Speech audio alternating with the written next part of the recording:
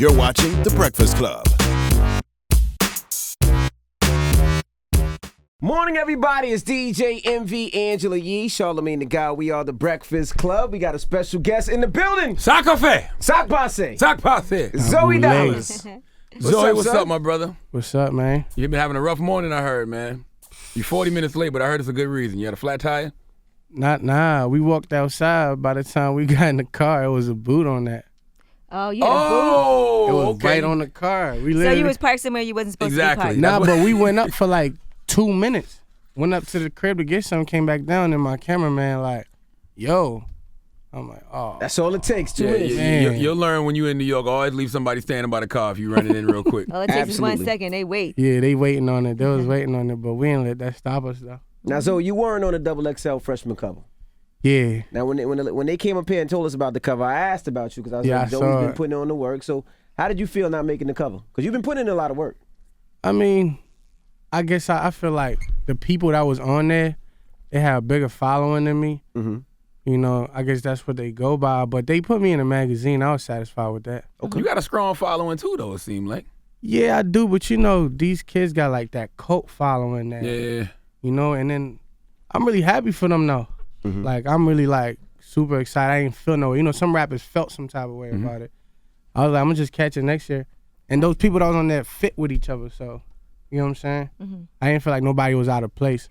Now, I read that you said your dream was always to get signed to L.A. Reid ever since you were young. Why L.A. Reid, of all people? Ever since I was a kid, I was an R&B head, so seeing the Babyface, the Mariah, the Usher, I was like, man, that's my dream. That guy got to be the one to get me. Did you feel like you sing wanted or something? Yeah, I was going to say, did you want to be an R&B singer too? Before I was doing hip-hop, I was writing poems and writing R&B songs. So it was just like, I got love for R&B music. Mm-hmm. So you got expelled from school for battle rapping? Yeah, man, my senior year, I definitely. That's for your gum. Oh, my bad. You can hear it in the mic very well. My senior year, I got expelled because I guess they say called it gambling because money was involved. I wasn't the one betting, but my friends was betting on me. Yeah. And it was like, when they caught me, they ambushed me, took my boom box, took me to the office, kicked out of school. How can they prove y'all was gambling, though? It ain't like they roll up on you and you rolling dice or playing cards. They had cameras. They saw it. They saw the money exchange and stuff like that. So when you got expelled, what'd you do? So you didn't march? Nah, I didn't get a chance to go to grad night, none of that, prom, none of that. I just kept going to the studio. I didn't tell my mom, though. So how did she know? I told her a year later. So she didn't wonder why you didn't march? She didn't come to graduation? I was getting up every morning acting like I was going to school. I was going to the studio every morning faithfully. Okay. Yeah. Would you advise other kids to do that now? I mean, I would never pressure somebody to leave school. And get expelled. It's super important, especially being Haitian. All my mom wants for me is a high school diploma. All right. That's all she asks. She don't ask me to get a job, do nothing. I could sit in the house. She'll give me everything. But it was like when I got out, I was like, man, what I'm finna do? What I'm gonna tell her? I just kept getting up every morning, getting in my car, acting like I'm going to school. How the hell you get a car? Man, it happened. No, it ain't just happened now. Don't make it sound like you told your aunt to do some voodoo and you just... Was it a hoopty? Nah, it was actually a 2001 Maxima, Nissan Maxima. Okay. So that's I was doing my thing. I was hustling and getting my money, so I made it happen. Yeah. So how did you fake graduation, though? Man, listen, I didn't even fake it. I just never brought it up, and I just had other things. No, you just said your mom wanted you to get a diploma. I just had everything else around it distracting my mom, bringing in money. Graduation party, but no graduation. Yeah, so it was like when I finally told her, I was like, look, Mom, I'm going to keep it real with you. I got kicked out of school. And then she bust down crying. She was like, all I ever wanted for you was a high school diploma. That's all I ever asked you. Are you going to go back and get it? I actually went back and got it. Oh, you went back and got it? You went to night school, GED program? What? Nah, I just went to some whole other school. Got you. I did it like part-time every time I had a chance because I was so focused on music. Mm-hmm. Now, did your mom support your dreams of wanting to be in the industry? I mean, you know, being from the islands, Haitian parents want you to be a lawyer, doctor, stuff like that. Rapper, what's that? Man. But even with Wyclef, you couldn't tell her, look at Clef. Man, I couldn't tell her nothing. She always tell me, you want to rap? What is rap bringing? Dad, I don't see no money. I'm like, man, one day I got this. I'm going to do it. And, you know, but she was actually the first person to pay for my first studio session ever. She paid for it, so. She tell you your music trash? Nah, she rock with it. I'm telling you, even in the beginning, she was like, She don't really pay attention, but she support me. She just wanted me to really be something different. Like, she was telling me, I thought you would have been something different. I was like, well, this is what I was meant to be. Did you ever use Wyclef as an example, though? Like, look, Ma. Nah, I never not did. the Haitian to go to. Wyclef ain't the... I mean, if you're doing music, yes, it is. Yeah, I mean, Clef, Clef is an example, but I always told her to look at everybody else. I'd be like, man, look at Meek, or look at somebody else. Look at what they doing. She thought Meek was Haitian? No, but she know like those are the rappers that's on their stuff. You dig what I'm saying? Got you. Was she a fan of Future? Yeah. Okay, so you didn't have to explain, like, No, I never had to. Like, she always been, because you get in the car with me, you bound to listen to Future. Mm-hmm. She always asked me, what you listening to? Now, why did you sign with Future opposed to, because there's so many different labels in Miami, in Florida, I mean, Future was like, besides Future being like, always been cool with me, and he always made me feel comfortable, I felt like it was the right place to go at the point, because nobody else really reached out. Everybody thought I was going to sign a Puff. Because he stole your record? Nah, man, that ain't how it go, man. He didn't steal it? I don't think so. I actually feel like they kind of took the wave a little bit. Tell me was about popping. It was popping on his own. It was bubbling. Yeah. And then he did the mixtape, and then he did his thing. You heard. He kind of ruined it. You think so? He did. I feel like he put I'm too humble to feel that way. I feel like he gave me a bigger light than he did. My song was already hot. How could you steal something that was already popping? Your song was hot. But you were excited. I like Meek. Meek was on that, right? Level. No, French. French was on. It was French. It was French and Puff. French and Puff. Yeah, Meek kind of put the song out. Yeah, that's what I heard. He got on Instagram and did a video to it. After he did that, it just went up. Did they reach out to you like before they do the remix? Yeah, I was actually at Puff House sitting down. We talked about it and stuff, and probably like a week later, he flew me out, and then we went in the studio. Like I watched the whole process. See, that's respectful. It's not like you done took somebody's record. Yeah, he didn't find the beat. Right. You know what I'm saying, and then did it and put it out. Like, it happened in several situations. And he told me, too, he like, listen, man, I know they going to tell you I'm trying to steal your song. I'm the vampire. Charlamagne? Nah, he said he was a vampire. You know how it goes, but... That's what he said to you? Suck your blood. He said, I'm a vampire. He said, I know they're going to call me a vampire. Yeah, they're going to say all that, but that's not what it is. We really rock with the song. And then me and French is cool, so I didn't put the thought into it like, they trying to take your wave and stuff. Few people in the game called me like, man, nah, don't let that happen. And I was like, I mean, it already happened. Ain't nothing I That was good to put it on a bigger platform. Yeah, it definitely did that. I mean, because at the time when your record was bubbling, it was regional. It was down south, Florida, all those places. And then when Puff dropped the mixtape, it opened him back up. Yeah. But the problem with that is, though, like the record was, I didn't know Zoey Dollaz yet. I knew that record. Yeah, you knew the song. You know what I'm saying? So when I hear that record, I didn't connect it with Zoey Dollaz until later. Yeah, I mean, it happens like that. Well, nowadays, because you got social media is super big. You gonna hear a song and then you gonna catch up to the artist later on. It ain't really like no real footwork going on out here. Did Puff give you a bag at least? Yeah, of course. Okay. Of course. Why did you sign with Puff? Because I heard he offered you a deal. As a matter of fact, he never really He never offered you a deal? We never talked about it. Damn. We never talked about it like that. Everybody just thought, like, yo, this was what's gonna happen. You was about to be Bad Boy, and it's like, nah. That's why a lot of labels didn't jump on me fast, because they already thinking like you signed the Bad. I'm like, nah, I was never signed to Bad Boy. And then Future came around and we sat down, we spoke about it, and I was cool with Future like 2-3 years. So I was like, all right, let me go ahead and do that, because nobody like Ross is my homie, Khaled they cool, so they never really reached out like that. But then again, Ross got his people he already got. And Khaled had his own thing going. So I was like, why not do it with Future? You never want to sign directly to a label, though? I mean, I am signed directly to Epic Records. But it's like a joint venture situation. Yeah. So it's like... Because some people don't like signing underneath another artist, because a lot of people have said that. I mean, Future, he not really like keeping me up under him. I'm not like his shadow, like a lot of other artists. No, they sign an artist, they be their shadow. I'm doing my own thing. Right. Like, Future on the road getting his money, I'm on the road doing my thing too. Like, a lot of people be like, yo, you need to be with Future a little bit more, get that exposure. I'll be like, yo, nah, not really. I'm doing my own thing. I'm my own boss. Not gonna hurt, though. Nah, it's definitely not gonna hurt. And the Future like a big bro to me, for real. He like 3-4 in the morning, he called me, yo, you good? What you doing? You in the studio? Yeah, I'm working. Yeah, keep doing your thing, man. Come rock with me. He actually like kidnapped me in the studio for like 2-3 days, and we just went to work. Yeah. Well, I heard Fabulous is like a big brother to you, too. Yeah, I rock with Fab. Fab real cool. He like one of the people that showed me love before this whole blow check and all that. How'd you know him? Man, just being around in the clubs, moving around in my city, you know, you got to come to Miami, and then people introduce us to each other. Absolutely. Yeah. What was the meeting like with L.A. Reid? How long did he sit you down and say, okay, we're going to get this done before you leave? Man, instantly. Like, I went in. Did he give you a RAV4? No.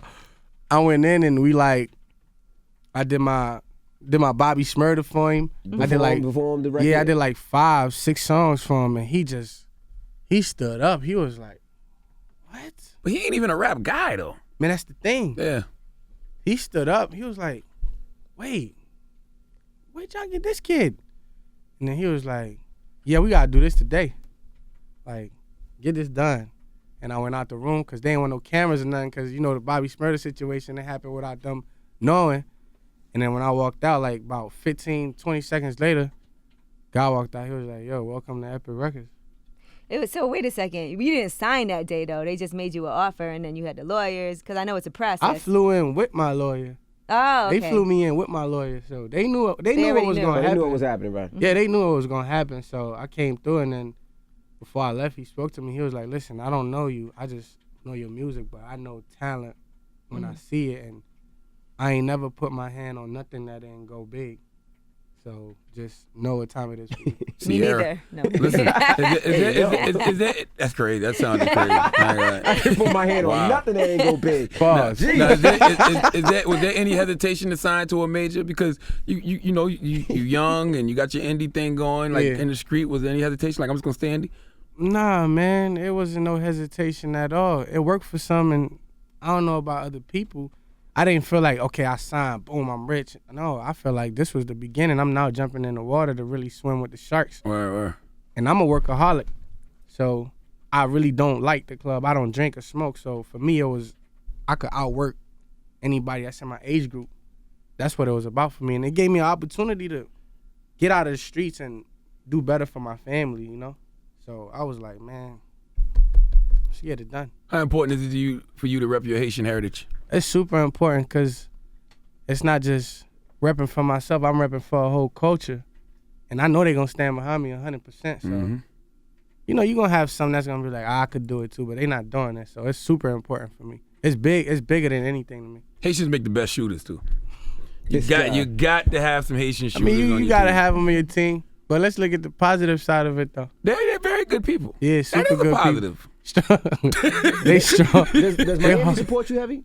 With all your music and stuff? Heavy. There's a lot of people that, you know, especially DJs that are not from Miami that come there and they support your movement. And heavy back home. I never been one of the artists that say, man, these people don't support me. Nah, Miami super support me because that's what made the song pop. It was Miami. Yeah, absolutely. To be real. If you was coming down to Miami, it was impossible for you not to hear Blow Check. Like 10, 15 times. Not just one time. You hearing it like 15 times in the club. I would go in the club low-key, not letting the DJ know I'm in there, and they just go crazy on it. Oh. Now, you went to aviation school at one point? You wanted to fly planes? Yeah. Really? Yeah, that was my dream for real. But you wear glasses. They would let you do that wearing glasses? I could do it. Because I know don't they say you have to have like 20 contacts or or Dr. Della Russo. You got to get your laser on. But yeah, I was definitely in aviation school ever since high school because that was really my dream. But you wanted to fly planes, military or commercially? Man, both. Really? Both. But my mom, she stopped the whole Air Force thing. She was like, nah, I got one son. Not happening. So you want to go in the Air Force? At first. And then I'm like, you know what? I can't do that. I'm going to just try to do commercial and private. But then again, the music came in and took over my time. What got you into planes? Like, well, that's not something you hear do from the hubby. Like, you know what? I want to go in aviation. Ever since I was a kid, just jumping on planes, I always rushed to the cockpit. Pause. And really like, you know what I'm saying? And sat there and been infatuated with it. So infatuated with what? With the airplanes, man. Not the cockpit. Come on, man. With the airplanes, nothing else. You still can do it though. You might get enough money to get your own private jet. Yeah, I'm definitely gonna do that, but I just need the time frame because I gotta give it like 3 months, like back to back to back, consistently. You gotta focus on that. Yeah, if I give it 2-3 months back to back to back, it's gonna happen. Now, who is Marcus J and why are you beefing with him? Who? Marcus J. Who is that? Okay. He don't know either. All right. I really don't know who that is. I heard about that, but I'm like, That's some scheme or something? I don't know. Nah, but let's talk about this Port-au-Prince mixtape though. Port-au-Prince mixtape. Yeah. Tell us about it. I just dropped it on the 4th and it's doing pretty good too. You know, and the people rocking with it. Mm-hmm. And everything's going real good with that. So that's how you feel? You feel like you just want to keep your buzz going? And then, you know what I'm saying, then drop an album? Yeah, I want to make sure I get enough traction and enough fans, strong core fans. Like I said, with the core following, before I drop an album, I'm not trying to be one of them guys, you know? Like, because, you know, a lot of people are like, he only got blow a check. Then they hear my tape. They're like, oh, wait a minute. You know how that goes. But then again, I don't want to just drop an album and not make sure I got a strong following. Right. I know it's a different method now for people putting out music and putting out albums. Exactly. For you, when you sit down, what do you say? Okay, this is the plan. This is how I'm going to map it out. Yeah, I'm always working. Like I said, I'm a workaholic. So I'm always putting in work in the studio. And then we just plan it out like, yo, okay, we're going to do this and we're going to put this together and drop it. And then.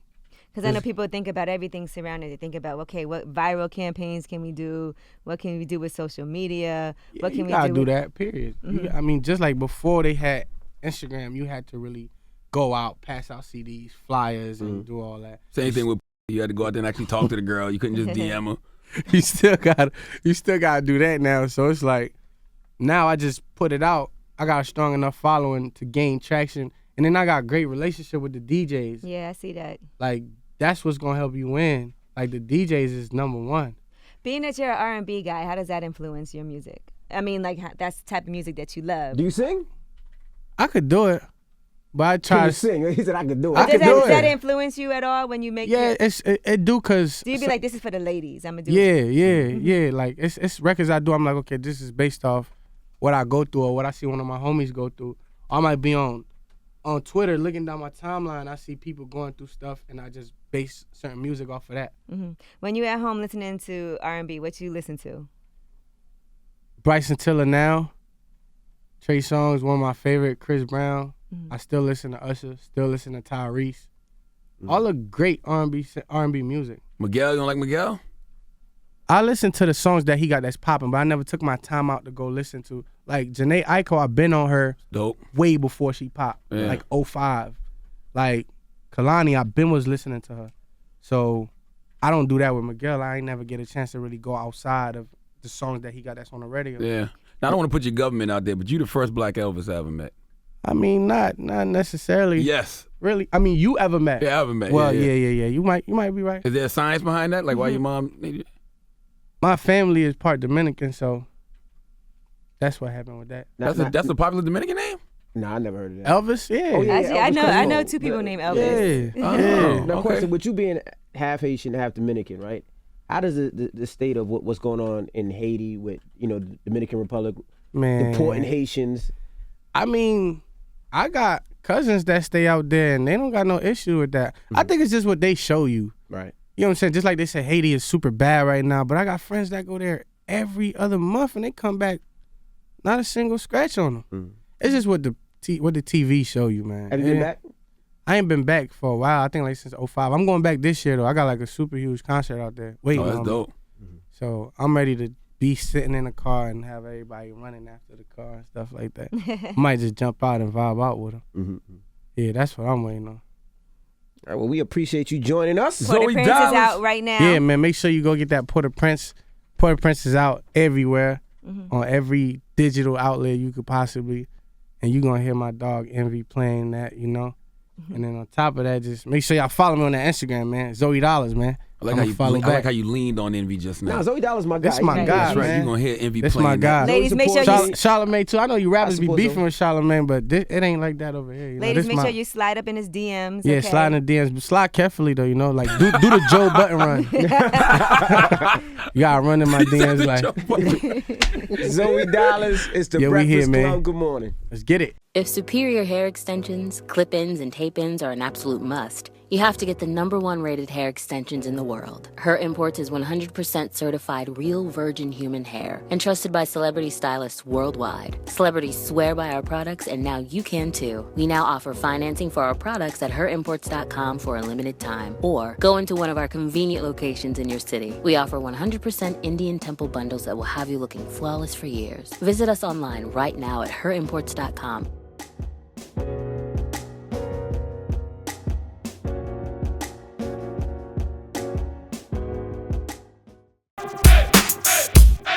The Breakfast Club. Every weekday morning. Tune in